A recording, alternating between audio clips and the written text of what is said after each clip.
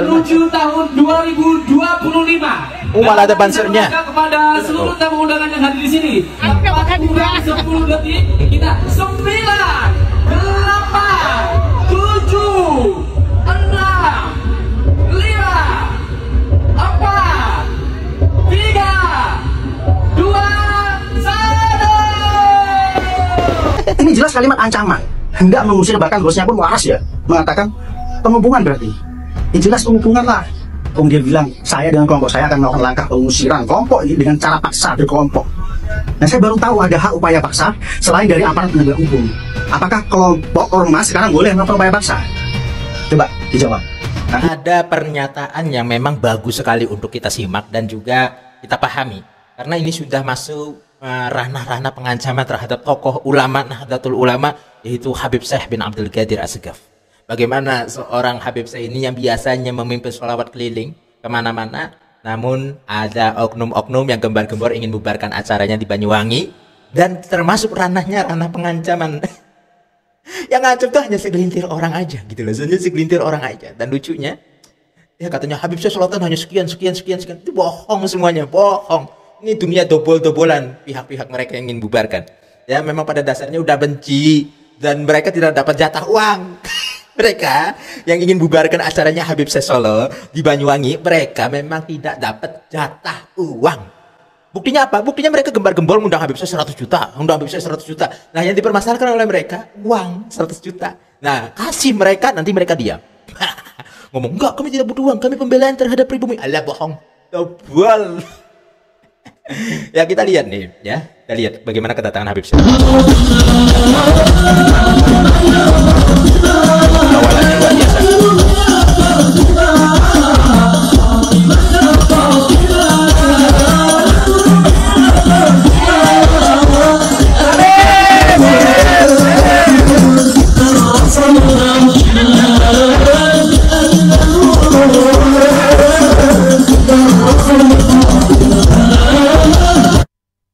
Masya Allah, dan acaranya menuju tahun 2025. Oh, malah ada bansernya. Kepada seluruh tamu undangan yang hadir di sini.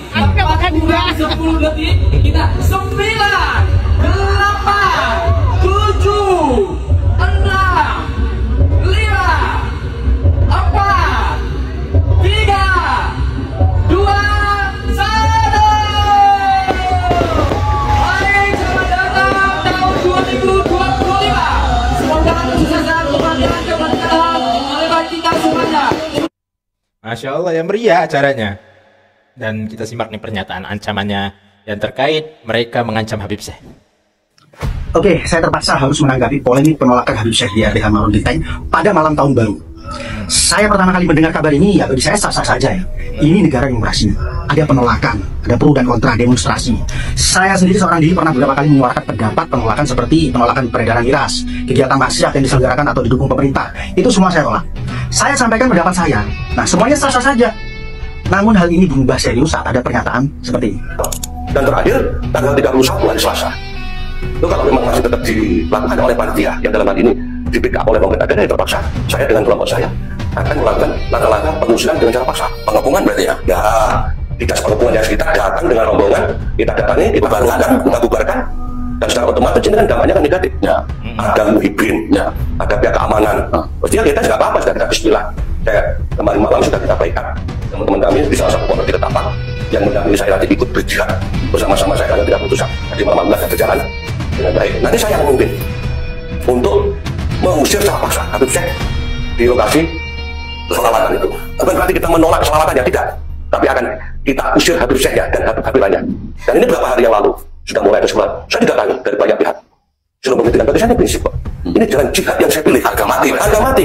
Saya tidak mau membahas siapa atau apa latar belakang dari orang yang membuat pernyataan. Tapi saya mau menanggapi pernyataannya. Apakah ini penyampaian pendapat ini hanya pendapat atau sudah masuk pada ranah ancaman, provokasi atau teror? Jadi dalam pernyataan yang saya kutip pada menit 7:28 di YouTube LSAD Banyuwangi, quotes 1, dan terakhir tanggal 31 hari Selasa itu kalau memang masih tetap dilakukan oleh panitia, dalam hal ini dipikir oleh pemerintah daerah, terpaksa saya dengan kelompok saya akan melakukan langkah-langkah pengusiran dengan cara paksa. Nah, terus dibalas pengepungan berarti ya, pengepungan ya. Tidak sepengepungan ya, wes kita datang dengan rombongan, kita datangi, kita turun, kita bubarkan. End quotes ya. Ini jelas kalimat ancaman, hendak mengusir, bahkan bosnya pun waras ya, mengatakan penghubungan berarti. Ini jelas penghubungan lah. Dia bilang, saya dengan kelompok saya akan melakukan langkah pengusiran kelompok ini dengan cara paksa berkelompok. Nah, saya baru tahu ada hak upaya paksa selain dari aparat penegak hukum. Apakah kelompok ormas sekarang boleh melakukan upaya paksa? Coba dijawab. Nah, kemudian yang kedua ya, quotes.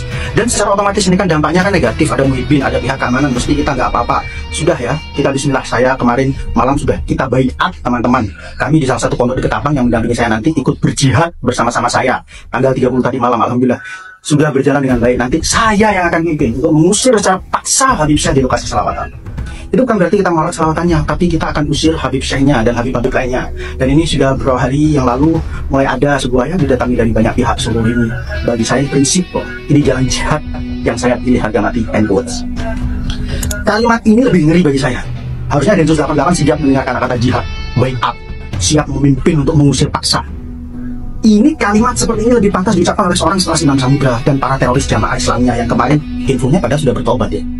Nah, dari pernyataan itu sudah jelas. Saya kira tidak perlu orang yang paham hukum. Itu harus sudah ngerti kalau ada kata-kata pengusiran paksa berkelompok sampai ada sebutan ancaman jihad, baiat lah udah gamblang. Oke, dan saya di sini saya tidak mau menanggapi polemik nasab. Penolakan itu ya sah-sah saja. Saya juga menolak kedatangan Kiai Imad. Tapi menurut pendapat saya pernyataan yang sudah masuk dalam ranah provokasi, ancaman dan teror ini berbahaya. Ini kepada masyarakat yang tidak menghadiri acara Habib Syekh pun jadi takut. Karena ada ancaman itu tadi. Saya tidak berharap sistem hukum kita bisa memproses pernyataan seperti ini, enggak. Karena yang membuat pernyataan orang yang punya kekuasaan, oknum punya kekuasaan. Tapi setidaknya masyarakat Banyuwangi harus tahu mana yang orator, mana yang provokator, mana pendakwah, mana yang pemecah belah. Itu ya, sekian dulu. Saya ini bukan siapa-siapa, saya tidak keturunan Habib, bukan juga keturunan dari Wali Songo, saya juga bukan keturunan siapa-siapa, saya ini hanya keturunan orang biasa. Almarhum ayah saya orang biasa, mengajarkan saya jangan pernah takut kepada siapapun, entah itu anak siapapun ya, kecuali hanya kepada Allah. Oke, terima kasih. Bye-bye. Mantap. Ya, begitu. Harus, ya ini informasi untuk kalian semua. Saya tidak usah panjang lebar untuk menjelaskan. Nanti akhirnya muter-muter. Tapi pada intinya kalian harus paham dengan pernyataan yang tadi video. Ya.